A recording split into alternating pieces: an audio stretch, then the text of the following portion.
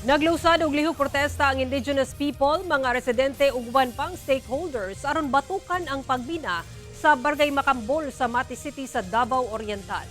Sa impormasyong nakuha sa GMA Superradyo Davao, sigon sa provincial government sa Davao Oriental, lakip sa panawagan sa mga grupo ang pagbabag sa renewal sa mining operation sa usa ka korporasyon sa ancestral domain o yutang kabilin sa mga IP.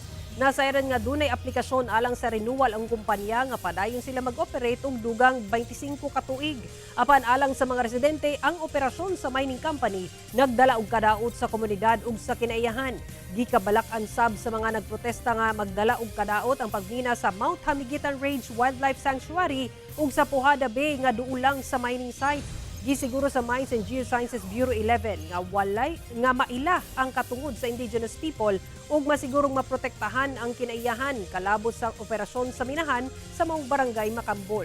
Sa pahayag sa ahensya, ginaila nila ang katungod sa IT lakip ang proseso sa free, prior and informed consent sa National Commission on Indigenous People ug gisiguro nga labing hatagan og pagtagad ang pag-amping sa mga protected areas, partikular ang Mount Hamiguitan Range Wildlife Sanctuary ug Pujada Bay nga duulang sa minahan.